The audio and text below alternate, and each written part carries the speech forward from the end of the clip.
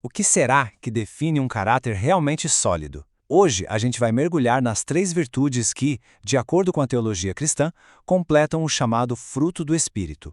Vamos juntos descobrir o verdadeiro significado de fidelidade, mansidão e domínio próprio, e como, no fundo, elas se entrelaçam para formar uma vida de integridade. Essa declaração do apóstolo Paulo nossa, ela resume perfeitamente a nossa jornada de hoje. Pensa bem, combater o bom combate exige um baita domínio próprio. Terminar a corrida pede mansidão, uma força controlada. E guardar a fé. Bom, isso é a pura essência da fidelidade. É uma vida inteira de dedicação em uma única frase. Vamos começar então com a primeira virtude, a fidelidade. E olha, isso não é só uma crença de momento, sabe? É tipo a âncora do caráter, uma resposta firme, constante, que define quem a gente é quando a tempestade vem. O ponto aqui é fundamental. Fidelidade não é um sentimento, é uma decisão. A fonte descreve como uma resposta ativa da vontade, sabe? Uma determinação de permanecer constante, como que espelhando a natureza imutável do próprio Deus.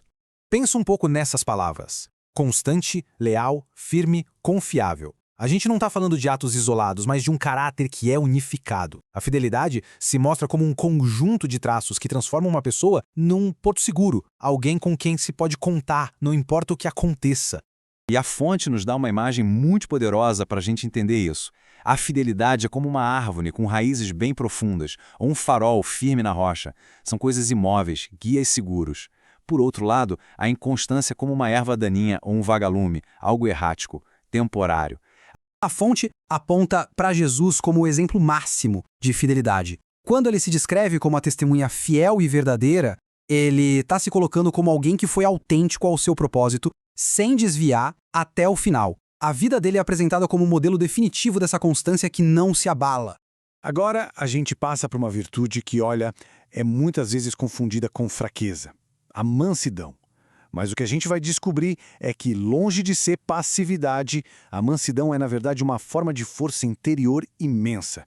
Uma força que vai muito além de simples brandura. Essa definição é crucial. Mansidão não é ser um capacho de jeito nenhum. É ter um temperamento gentil e controlado. É ser amável, humilde, atencioso. Na sua essência, é uma força que se manifesta nos relacionamentos, uma força que constrói pontes em vez de muros. Aqui o contraste fica bem claro, né? A mansidão é o exato oposto da arrogância, daquela necessidade de dominar. É ter a força para ser gentil, a confiança para ser humilde e a paciência para não se impor. É a imagem do leão ao lado do cordeiro. É a força sob controle. E, de novo, Jesus é o modelo. Ele faz uma conexão direta entre mansidão, humildade e o descanso para a alma. Isso mostra para a gente que a paz interior de verdade não vem da autoafirmação agressiva, mas sim de uma força que é, ao mesmo tempo, gentil e humilde. E, finalmente, a gente chega na virtude que meio que une tudo, o domínio próprio. Se a fidelidade é a nossa âncora e a mansidão é a nossa bússola nos relacionamentos, o domínio próprio é o leme do barco. É a disciplina interna que nos mantém no rumo, guiando uma vida com propósito. A chave aqui é entender que domínio próprio não é sobre suprimir os nossos desejos, mas sim sobre direcioná-los. A ideia é que os nossos instintos não são ruins por si só, mas eles se tornam destrutivos quando estão sem controle ou mal canalizados. É sobre ter maestria, não eliminação. Paulo usa a imagem de um atleta, o que ilustra isso perfeitamente. Nenhuma corrida é vencida por acaso. O atleta exerce domínio próprio em tudo, na dieta, no treino, no foco. Da mesma forma, a vida espiritual exige disciplina e um esforço concentrado para alcançar o prêmio. Essa analogia do milho é brilhante. O domínio próprio tem tudo a ver com contexto, proporção e o lugar certo. Uma coisa não é boa ou má em si, mas pode se tornar um problema quando está fora de lugar. O objetivo é colocar cada aspecto da vida na sua posição e proporção corretas.